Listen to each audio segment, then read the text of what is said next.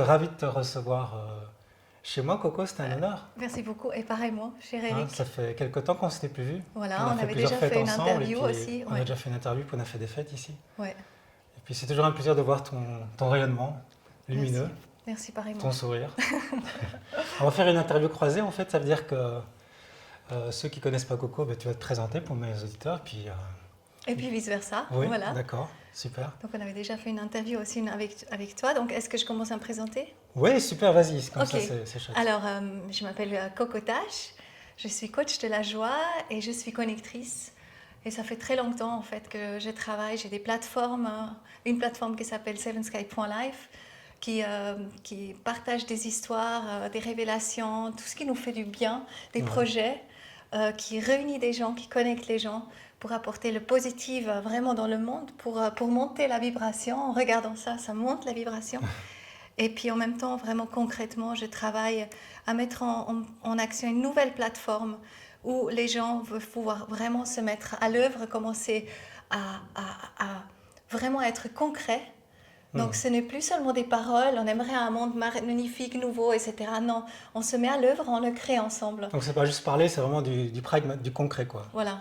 Donc là, Passer on à a créé l'action. une plateforme où Ok. un projet, c'est une vision qui s'appelle thenewearthmanifesto.com. Hmm. Et sur ça va être créée une plateforme qui s'appelle Humus Foundation. Donc c'est carrément une fondation qui va relier tous les gens, qui va montrer qui est les gens, les projets concrets, des gens qui font des choses aujourd'hui pour faire naître ce nouveau Ah, c'est monde. vrai que si on ne le fait pas maintenant, on ne le fera plus jamais. Hein. Ouais. Et humus, ça vient de humain, enfin humus, la terre en fait. On vient de la C'est terre. ça, c'est Ok. ça. L'humus, c'est ça. Et puis autrement, aussi au niveau personnel, pour moi, il n'y a pas de nouveau monde vraiment sans joie parce que, et c'est là que c'est toi, tu es aussi très intéressant avec tout ce que tu fais, avec le travail sur le traumatisme, Oui. parce que nous sommes énormément nombreux à avoir vécu des traumatismes dans notre jeune vie. Et donc là, je pense déjà, après, tu vas te présenter aussi et dire ce que tu fais, mais c'est primordial. Quand ça bloque, hein, les traumatismes bloquent. Il y a plein de choses qui bloquent. Et j'ai créé une formation qui s'appelle Rendez-vous avec la joie, qui dure 40 Waouh, jours. magnifique. Et c'est des révélations, des histoires concrètes, donc des choses que j'ai vécues, où les gens, on peut laisser venir des images. Et à la fin de ces 40 jours, on est vraiment beaucoup, beaucoup mieux. Ah super, mais tu vas en dire un petit mot alors tout à l'heure. Volontiers. Ça c'est super Ouais, intéressant. ouais, voilà. Alors ça c'est Rendez-vous avec la joie. Magnifique. Et voilà, maintenant je me réjouis de. Donc on avait fait cette interview et je lui envoie maintenant vraiment du monde aussi à Eric parce que c'est primordial, je pense, ce travail au niveau du traumatisme que tu fais, entre autres, hein, parce que Ouais. tu informes sur la situation actuelle, tu fais plein de choses concrètes dans ce sens-là, tu es à fond dans la contribution. Et maintenant, je me réjouis que toi, tu racontes un petit peu sur toi. Bah écoute, oui, avec plaisir. Donc je suis thérapeute en fait, et puis effectivement, je travaille beaucoup sur les traumas depuis une vingtaine d'années, 20-25 ans. Et donc j'utilise l'hypnose, et puis j'utilise aussi la déshypnose, qui est la capacité de lâcher prise avec le mental, avec l'ego en fait. Et c'est vrai que les traumatismes nous empêchent d'être nous-mêmes parce que on est toujours pris par une histoire dans notre passé qu'on joue en boucle, c'est un trauma. Et on reste bloqué dans cette histoire et on ne peut pas vraiment être nous-mêmes en fait. On ne peut pas être libre tant qu'on a des traumatismes qui ne sont pas résolus. Il reste des blessures à l'intérieur. Et donc mon travail, c'est de reprogrammer en quelque sorte l'inconscient pour que cette histoire puisse tourner la page. Tu vois, c'est une histoire qui est finie. Et puis pour aller plus loin, c'est de se libérer de toutes ces identités pour retrouver ce qu'on est vraiment en fait. Et là, on se rejoint sur la joie, qui est notre état naturel en fait, la joie. Et donc je suis passionné par ce que je fais et j'ai beaucoup de plaisir. Je fais des formations en ligne et puis je fais des consultations en ligne. Voilà en gros. Et puis c'est intéressant qu'on se retrouve entre thérapeutes parce on est thérapeute, enfin on aide les personnes, on accompagne les personnes, mais ce n'est pas le cas de tout le monde. On a un truc particulier, c'est qu'on est très sensible à ce qui se passe avec une action très concrète pour libérer les personnes de la peur en fait. Et dis-moi un petit peu comment, c'est une première question, je sais que c'est bien d'avoir des questions qu'on avait pour cette interview. Comment est-ce que tu vis toi cette situation actuelle? D'une part, il y a quelque chose en moi qui se réjouit parce que je sens que sous-jacent, Ouais. en fait, ce qui est en train de vivre, il y a tout qui monte à la surface. Mhm. On voit toutes les choses au niveau justement, voilà, de ceux qui nous dirigent, Ouais, et tous qui les sont, dysfonctionnements en fait. voilà, C'est ça. on ne travaille pas pour le peuple, on travaille pour l'économie, hein. Je veux dire, Ouais, le ouais. gouvernement, il n'est pas à notre service. Non, c'est vraiment pas le gouvernement du peuple Voilà. pour le peuple, Et ça effectivement. se voit.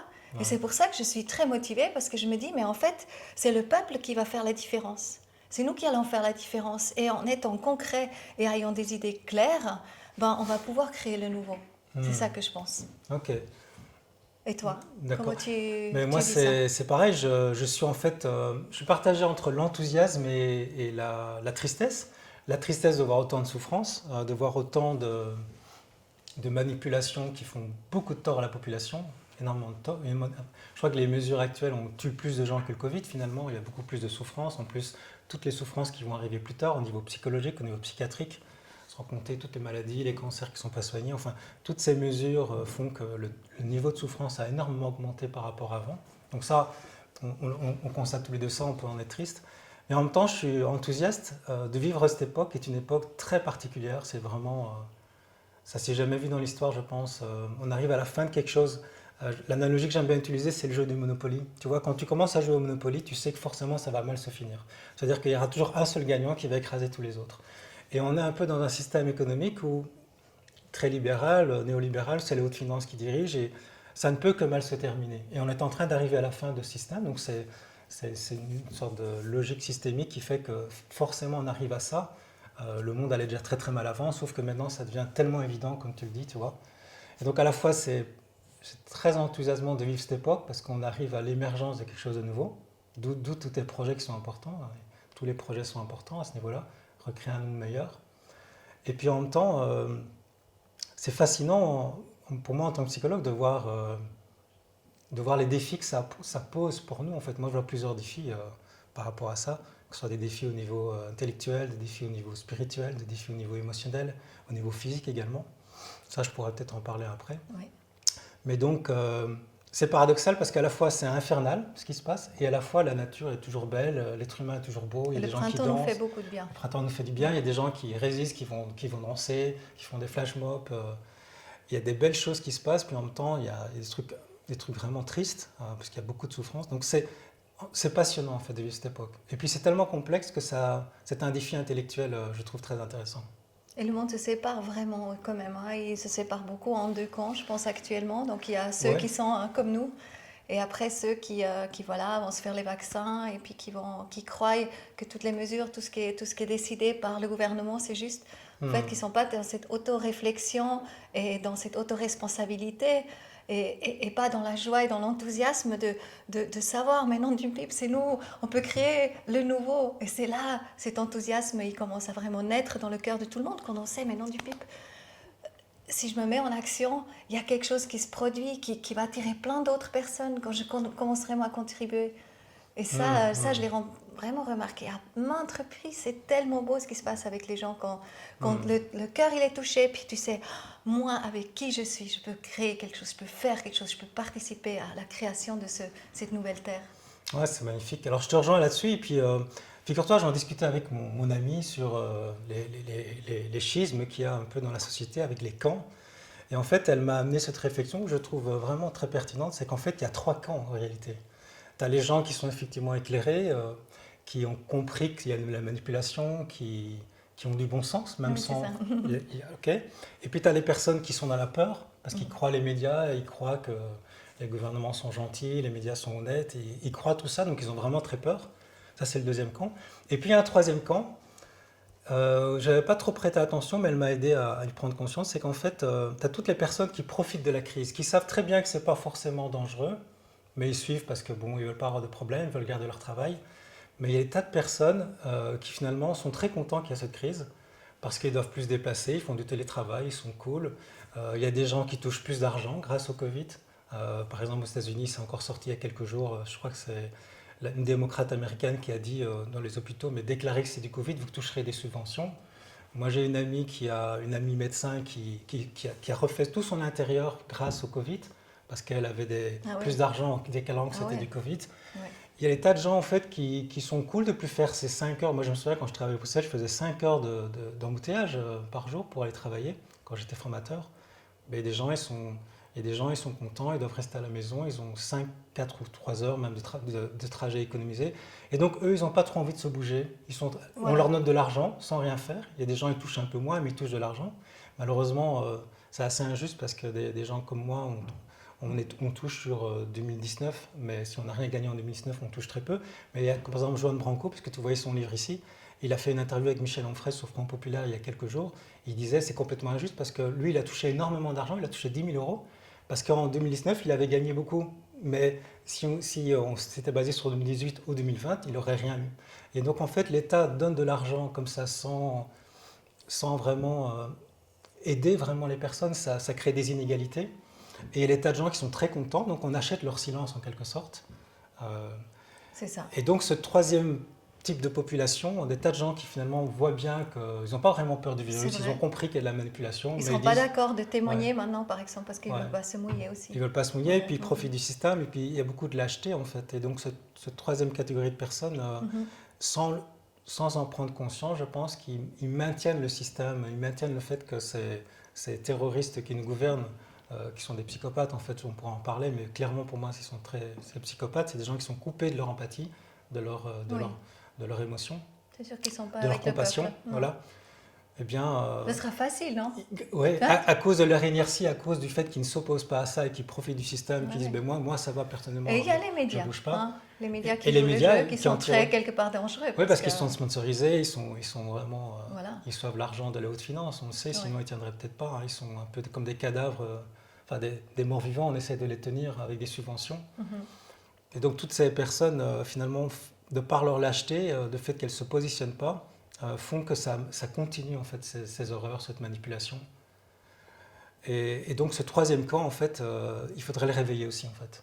Mais ça va venir parce qu'à un moment donné, dès que ça va toucher leurs propres intérêts, ils vont se dire non, mais là ça va pas, ça suffit. Ouais, ça Moi je risque pensais que ça allait d'arriver, venir avec hein. le vaccin, figure-toi, mais on voit que le conditionnement est tellement puissant Et ils vont que se vacciner. des gens vont quand Mm. même se vacciner en disant mais comme ça j'ai la paix, je pourrais voyager et je garde mon petit confort sans vraiment Ouais. avoir ce bon sens de dire mais on se vaccine pour quelque chose qui est quand on n'a pas de traitement et pour quelque chose qui tue énormément. Mais là c'est un taux de mortalité extrêmement bas, Ouais. ridicule. Et puis les gens, ils croient maintenant, ça c'est vraiment un grand danger, parce qu'ils croient qu'ils sont libres avec le vaccin, que déjà c'est prouvé que le vaccin, déjà, voilà, on ne sait pas ce qui arrive avec le vaccin, il y a énormément de effets secondaires.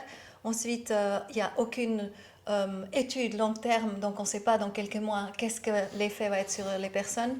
Ensuite, on sait que quand même, il y a quand même quelque chose, on est d'accord, il y a un virus, et en fait, il va muter.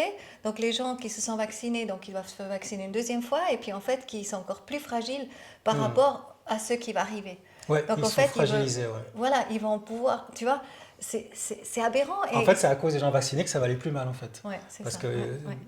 ils vont devenir plus faibles, il y aura plus de problèmes, ils vont devoir se faire vacciner tous les 3 mois ou 6 mois, ils vont être un système immunitaire affaibli, ça va créer plein de problèmes dans la société en fait. Ouais. Donc oui, c'est catastrophique, c'est vraiment Voilà, catastrophique. c'est vraiment Ouais. bouger, encore avertir. Moi, je vois ça un petit peu comme ça. On est sur un chemin avec tout le monde. Et là, il y a un chemin qui va partir genre à gauche. Et il est très joyeux, justement. Les gens, ils savent ce qu'ils ont à faire.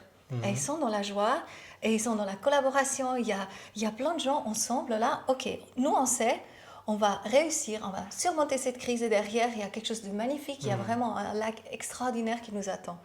Et après, il y a vraiment tout un courant. Les gens marchent tout droit. Et quelque part, il y a la fin, il y a l'abysse. Donc mais c'est pas le travail. Nous, on peut stimuler, mais en fait, si les gens, ils ont envie d'aller dans cet abysse, c'est leur choix. C'est leur choix, oui, c'est On vrai. peut pas les forcer. Et si on les force, on devient nous-mêmes des dictateurs. Oui, c'est ça, exactement. Tu vois? Sauf que c'est triste pour les enfants qui sont, entre guillemets, eux, innocents et qui sont forcés Ouais. par des parents Ouais. plus tard qui vont se faire vacciner. Un gouvernement Ouais. responsable, il devrait justement, attention, allez pas à cette route-là, prenez cette route, on va construire le nouveau monde ensemble Ouais. sur des nouvelles bases. Voilà. Alors ça, c'est sûr qu'on en est très très loin pour l'instant, hein.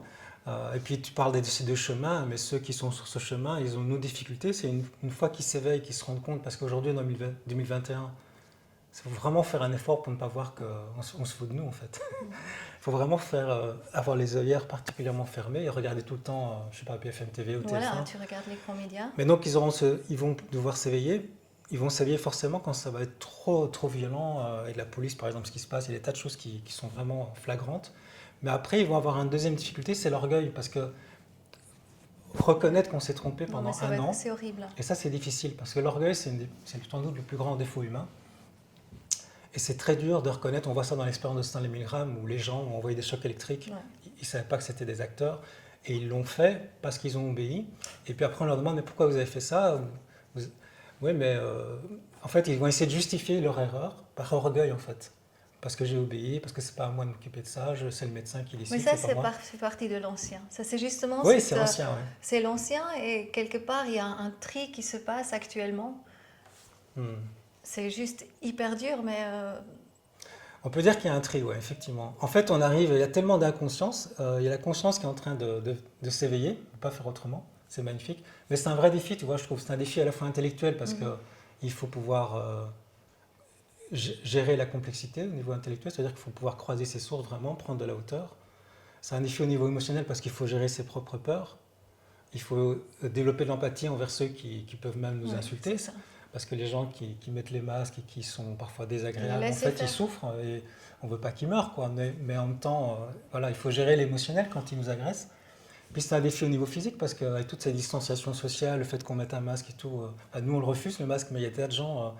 Enfin, c'est pas évident de le refuser quand c'est obligatoire partout, tu as des amendes. Donc il y a un défi physique pour comment je fais pour bien respirer, pour continuer à avoir du monde. Nous on fait des fêtes quand même, mais bon, c'est des risques, on ne peut pas normalement. Donc il y a un défi physique pour se dire mon corps a besoin de tendresse, mon corps a besoin d'air, mon corps a besoin de contact. C'est un défi à ce niveau-là. Et puis surtout, le plus grand défi, il y en arrive à ce que tu dis, c'est le défi spirituel, quoi. C'est donner du sens. Quelle est la vie? Qu'est-ce qu'on a comme vision?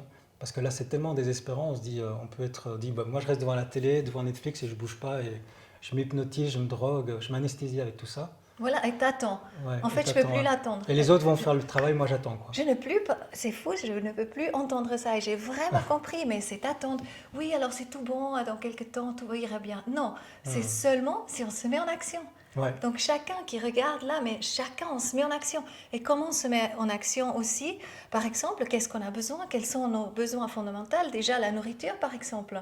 Tu vois, on ne sait pas demain quand il y aura une grande crise maintenant vraiment, et ça risque d'arriver, qu'il y a ouais, quelque chose d'immense qui va arriver ouais, sur nous. ouais, Mais est-ce certainement. qu'on connaît les paysans qui produisent la nourriture? Est-ce qu'on a contact avec eux? Tu vois, comment on peut les aider? Comment eux, ils peuvent nous aider? En fait, c'est ça aussi, se mettre en action. Aller travailler avec, ou aller dans un magasin justement bio pour quelque part leur permettre leur survie, les aider à survivre, tu vois. Mais aussi les voisins, se rencontrer. Toi, par exemple, chez toi, tu organises une fois un petit événement, tu organises avec 30 personnes de ton environnement, de tes voisins directs, et puis tu dis, mais voilà, moi je peux faire ça et ça, toi tu peux faire quoi? Comment on peut se Ouais, mutuellement ouais. aider? Ah bah ça, justement, ce serait bien que tu décrives un peu tes projets, parce que moi, je me suis rendu compte depuis que la crise est là, c'est que j'ai jamais eu autant d'amis, des gens super intéressants, parce qu'on se regroupe en groupe de Oui, c'est ça. résistance, et on trouve des gens d'une qualité extraordinaire, qui sont très sensibles, qui ont du bon sens, et alors on peut s'entraider effectivement. Mais on a besoin de sens en fait. C'est vrai que si on est tout le temps devant la télé et qu'on attend que ça passe, Ouais. avec l'illusion que ça va revenir comme avant, d'ailleurs ça ne reviendra jamais comme avant, c'est plus possible. Ce sera différent, ce Ouais. sera peut-être mieux, ou alors c'est l'horreur, quoi, c'est la dystopie. Donc c'est important d'avoir du sens. Alors toi, je souhaite parce que tu as plein de projets en fait. Par exemple, tu as ce projet sur le manifeste de la Nouvelle Terre, si tu peux en dire un mot, ce serait Ouais, intéressant. volontiers. Moi, c'était très beau. C'est au mois de novembre. Mon amie Katharina, en fait, elle avait déjà lancé l'idée et elle est venue me voir. Et là, j'ai dit, ben, moi, je marche avec toi. Elle a fait un film qui s'appelle Les enfants aventureux de la lumière. C'est un film magnifique, c'est un conte. Vous pourrez le mettre en lien. Il s'agit vraiment de se rappeler déjà qui on est, hein, et puis vraiment toucher à cette vision de comment, si maintenant on commence depuis le début, recréer le monde, qu'est-ce qu'on ferait? Et là, on a commencé à mettre en place un projet qui s'appelle justement The New Earth Manifesto. Ouais. Il y a les domaines de la santé, de la nature, le potentiel humain, euh, l'économie, les espaces de vie, les médias, l'administration, les lois, l'argent nouveau, etc. Comment tout ça voilà, pourrait aussi être si on n'avait pas ces Magnifique. choses dans lesquelles on marche actuellement, hein. Ouais. Et on a donc créé un projet, on a présenté ça à nos communautés respectives et on a fait un appel de participation. Donc on a créé un dynamisme de groupe. On a eu 100 personnes qui ont participé à apporter leur savoir, leur sagesse, et qui ont apporté ça dans le projet. Et là, on a tout noté ça. Ça nous a pris vraiment des mois, des semaines. Alors, j'ai vu le site, c'est très bien fait, c'est classé par thématique, il y a l'économie, Ouais. enfin, il y a plein de choses. C'est passionnant en fait. Et c'est vrai qu'on a besoin d'avoir une vision, parce que sinon c'est C'est désespérant. ça. On a besoin d'une vision. Et alors j'ai beaucoup aimé, c'est que tu parles beaucoup de la joie. Je pense que l'être humain, s'il n'est pas connecté à la joie et à son cœur, bah, il se referme égoïstement, il s'anesthésie avec la télé, et puis il attend que ça passe, il est un peu égoïste.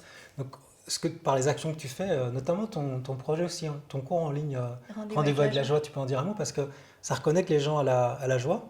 Et puis en plus, avec l'action que tu proposes, on redevient humain en fait. Ça Oui, nous c'est remet ça. dans notre souveraineté en fait. Et comme faisait Étienne Chouard avec la crise des Gilets jaunes, c'est créer des ateliers constituants où les gens se réapproprient la démocratie en C'est fait. ça. Donc, parle-nous un peu de ce projet Rendez-vous avec la joie, je trouve ça super chouette comme titre. Merci.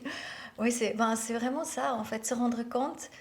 Moi, par exemple, justement, j'ai eu un réveil spirituel il y a 18 ans. Mhm. Et à partir de là, j'étais très consciente de tout ce que je vis, des gens que je rencontre, voilà, les cadeaux qui me sont offerts tous les jours, quelque part. Et j'ai pris bien note de ça et j'ai vécu énormément de révélations. Donc au début, j'avais plein de questions, Ouais. points d'interrogation. Et j'ai reçu les réponses par les médias, ce que j'ai lu, par ce que j'ai entendu, etc. J'avais une question et du coup, je reçois une inspiration. En fait, c'est venu du tac à tac. J'étais dans des livres tout le temps et j'ouvrais une page et je reçois la réponse à ma question. Et ça, c'était vraiment des mois et des mois et des années, je pense, Wow, tu vois. wow. Je marchais aveugle dans une librairie où je fermais les yeux et je tourne à un moment donné et je tombe sur exactement le livre qui est destiné pour moi Génial. et qui m'amène plus loin.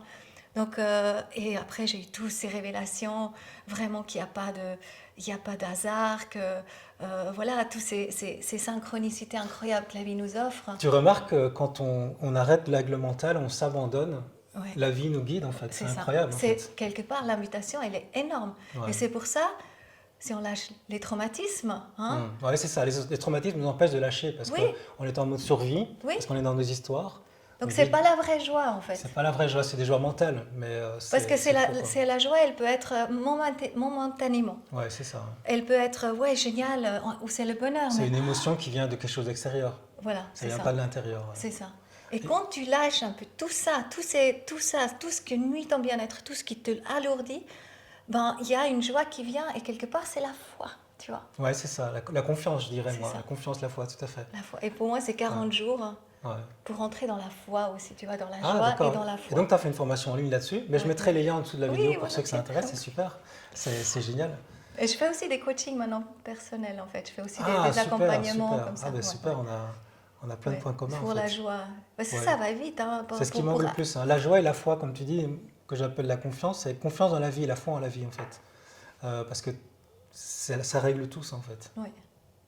Si on écoute, on se fait confiance. D'ailleurs, si on se coupe, ça se répare tout seul, c'est incroyable. On fait confiance à ça. Pourquoi est-ce qu'on ne ferait pas confiance aussi déjà le cœur qui bat, on a une intuition, une force qui nous guide. Ah, c'est sûr. Si on vibre dans un état plus de la gratitude, par exemple, il y aura encore plus de choses qui vont nous permettre de ressentir la gratitude. Puisque... Pour moi, la gratitude et la joie vont ensemble. Oui, aussi. c'est ça, voilà. Ouais. Mais c'est par exemple, tu vois, je suis souvent du matin au soir, je suis en train de dire merci. Ouais.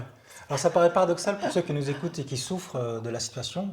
Moi j'ai des clients qui vivent à Paris dans des appartements et avec ces confinements ils deviennent fous. Et en même temps, je pense que c'est possible de toujours se concentrer sur ce qui nous donne de la joie Ouais. et sur la gratitude. Et c'est vrai que c'est important d'avoir cette vision, effectivement, d'avoir cette vision. Alors je te rejoins sur l'importance de donner du sens en fait. Là on est dans une société où il n'y a plus de sens en C'est fait. ça. Et là, je parle juste aussi parce que je pense que c'est important, Ouais. mais ça tombe bien parce que le 13 juin, il y a une importante votation qui se fait. Ouais. Justement, moi, je fais partie des Amis de la Constitution. Oui, j'ai beaucoup d'admiration, hein, parce que franchement, je trouve que c'est un des mouvements qui a le plus impacté la Suisse Ouais. à cause de ce que vous avez réussi à mettre en place, des référendums. Et ça vient des gens qui ont du cœur, comme Werner, tu m'as présenté, et, enfin plusieurs personnes, Isabelle et Volé. Et toi, je trouve que le fait d'être utile comme ça, de faire quelque chose d'utile, on en Tous revient à ces ce gens, que tu ils sont en disais, action. d'être en action, c'est magnifique. Et ça donne de l'espoir. Ouais. Et c'est important de se connecter à des gens comme ça. Alors il existe plein de groupes aujourd'hui, de collectifs comme Rien Non, ne faut mais c'est Covid, génial. comme Bon Et chaque Sens. groupe est magnifique. C'est C'est pas ça. une question du groupe, mais justement, eux, ils ont fait le référendum. Ouais. Les Amis de la Constitution, on a eu beaucoup, beaucoup de voix. Et le 13 juin, ça va être voté. Justement, s'il y avait une prolongation de la loi Covid. Et ça veut dire qu'il faut faire très attention parce qu'il y a deux choses. C'est que si on dit non à la prolongation, Oui, hein, c'est non à la ça. prolongation, il faut dire non à la Tout à prolongation. fait.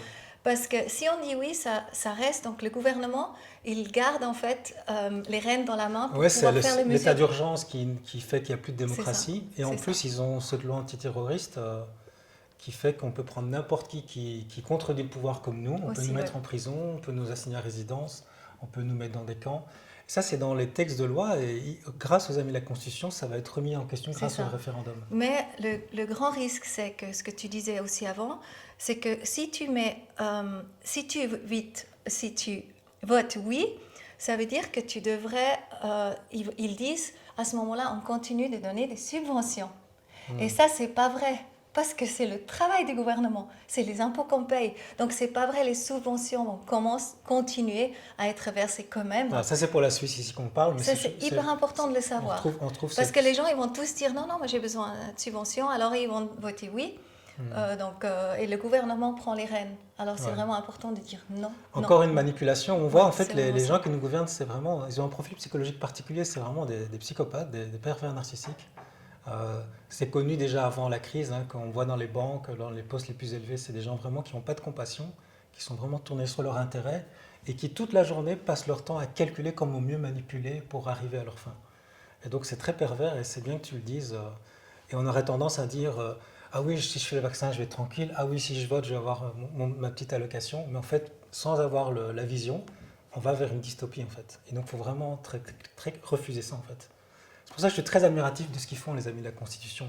Vraiment, j'ai beaucoup d'admiration. Et ben, c'est super tous tes projets en fait, Coco. C'est magnifique. Ouais. Alors, on va juste peut-être maintenant venir en fait sur une vision de l'avenir. Ouais. Qu'est-ce que tu vois maintenant? Bon, qu'est-ce que tu vois maintenant? Si le gouvernement, voilà, on continue, le gouvernement fait les mesures et tout, le monde, il va devenir quoi en fait? Ah, ça va devenir ben, une dictature très, ouais, très globale en fait. Un peu comme dans le jeu du Monopoly, on ne pourra pas échapper. Celui qui est plus puissant, il peut tout acheter et on aura difficile à trouver un endroit sur Terre. Heureusement, il y a des pays qui résistent quand même. Donc moi, s'il y a la dictature ici, moi je vais en Floride ou en Russie où il y a des endroits où les gens vivent normalement en fait. Mais voilà, quand même pour les gens qui sont ici, qui ne pourront pas partir, ça va devenir l'horreur en fait. Euh, oui, c'est vraiment. Je me concentre pas trop là-dessus en fait. Je me concentre plutôt Ouais, sur c'est le ça. reste, tu vois. Mais je pense C'est ça. qu'effectivement, Toi, tu es sur le petit chemin là, ouais. comme ça. Mais on voit la dictature. Déjà, on voit le monde qui allait mal avec les 18 000, 18 000 êtres humains qui meurent de faim chaque jour, t'imagines? On voit bien que ça n'allait pas ce monde. 10 000 enfants, c'est pas 1, c'est pas 10, c'est pas 100, c'est pas 1000, c'est pas 5000, c'est 10 000 par jour d'enfants qui meurent de faim. On voit bien que c'est un monde qui n'est pas viable. Ça, c'est juste un exemple avec toutes les injustices, les ressources qui sont mal partagées. Donc ça va être encore plus comme ça. Il y aura encore plus de morts. Je crois que l'accouchement va être difficile. Si on va vers autre chose, l'accouchement va être douloureux parce que malgré tout, avec tout ce qu'on a dit, les vaccins, les masques qui vont rendre malade et tout ça, il y aura quand même beaucoup de souffrance. Je crois qu'il faut s'y attendre. Euh, Il faut choisir son camp. mais donner du sens. Voilà, donner du sens aux gens, dire qu'il y a moyen de vivre autrement. C'est ça. Alors moi, je te rejoins dans toutes tes actions, comme le Manifeste pour la Nouvelle Terre et tout. Je vais étudier plus à même. Je trouve que c'est important d'être dans des collectifs. Et puis tous ces collectifs peuvent se rassembler parfois pour des actions communes, C'est ça. tourner vers ça. l'humanité, C'est ça. l'humanisme, pardon. Travailler sur tous ces thèmes différents, bien Oui, distincts. c'est ça. D'ailleurs, en fait, la version française, là, elle est traduite de l'allemand. On a d'ailleurs déjà 6300 personnes inscrites actuellement, qui se sont déjà avec leur nom, qui ont dit oui, ils veulent ce nouveau monde. Mais il y a bientôt une version distincte qui va venir avec Bénédicte Fumet, justement de super, France, oui. voilà, qui est notre troisième dans le team. Et à ce moment-là, on va lancer grandement aussi le manifeste en français. Ouais. Moi, je vous invite, si vous n'êtes pas connecté à tous ces groupes, comme ici, je mettrai le lien de ce manifeste et de ce collectif et de ce que tu fais, parce que ça fait du bien de se connecter à des gens qui sont dans l'action, qui font vibrer leur cœur et qui ont une vision constructive sur le monde, sur Oui, l'avenir. en fait, à comprendre qu'on a tout ça à l'intérieur de nous et c'est hyper enthousiasmant. Ouais, ouais. C'est hyper joyeux de pouvoir se mettre ensemble, d'avoir des... Hier, on était juste peut-être pour une dernière petite parenthèse pour finir, mais c'était très beau à la fin quand on a posé avec Uwe la question à tout le monde, maintenant concrètement, qu'est-ce qu'on peut faire? Et on a commencé à démontrer en fait des possibilités. Tu as senti l'enthousiasme qui Ouais, rentre dans le cœur des gens et en fait, ils se sentent du coup vraiment concernés et savent, ok, ma présence a fait une différence. Tu ouais, vois? c'est ça, c'est ça. Mais je crois vraiment, les neurosciences sociales d'ailleurs l'ont prouvé, c'est que l'être humain naturellement, il est coopératif, Oui, et il aime rendre service, c'est et vrai. il aime se coordonner. C'est vrai. Sauf que c'est pas le cas sur Terre avec tout le monde parce qu'on est dans la peur et dans la violence, parce qu'on est dans le mode survie. Mais dès qu'on arrive à créer un contexte où les gens peuvent de nouveau naturellement donner, tout le monde a envie de le faire. Oui. Tout le monde a envie de coopérer en fait. Et c'est pour ça que la spiritualité est très importante. André Malraux disait le troisième millénaire sera religieux ou ne sera pas, sera spirituel ou ne sera pas. Spirituel est un mot plus juste. Et la spiritualité, c'est ça, c'est se connecter à notre vraie nature, au-delà des traumas, au-delà de l'ego, vraiment ce que nous sommes vraiment. Et nous sommes, nous les êtres humains, des êtres d'amour en fait. Ouais. Et là, peut-être en aimant juste, en tout cas pour moi, c'est juste important, c'est vrai, cette énergie christique en fait, tu vois, de savoir que voilà, nous sommes tous animés Ouais. par le Christ. Hein. Voilà, ça fait des fois bizarre et puis je veux pas non plus. Non, c'est beau. Ouais. Mais pour moi, c'est ça. Et puis que la terre aussi, quoi. Voilà, c'est ensemble, père, mère, féminin, masculin. Et ça agit à travers nous. Et nous sommes des outils, en fait, pour amener ce nouveau avec cette force. Ah, c'est magnifique. Mais c'est un plaisir de faire cette interview avec toi. Merci à toi, Je te Eric. remercie en tout cas. Et je te propose de goûter. Oui, ça c'est extraordinaire. Alors là, il a fait un test, je pense qu'il a pour un mois environ. J'en ai fait beaucoup à la cuisine. Ouais. Donc je crois qu'il a envie de vous tous inviter ici pour partager Ouais. le chia, chocolat, bio bien sûr. Il est à fond bio tout le temps. Et c'est délicieux. C'est des petites gaufrettes. Je suis comme un enfant, je suis fier de montrer ma nouvelle création. C'est du chia, des feuilles de chia que j'ai déshydratées, que j'ai fait tremper avec du chocolat. Des petits biscuits naturels. Permet d'éviter l'industrie avec Délicieux. les biscuits pleins de sucre et pleins d'additifs. Ici, c'est tout à fait naturel. Merveilleux. Bon, mais c'était un plaisir. Merci beaucoup. Merci mille fois, Eric. À bientôt alors. Oui, à bientôt. Ok. Et continue Super. cette Merci. démarche. Merci à toi.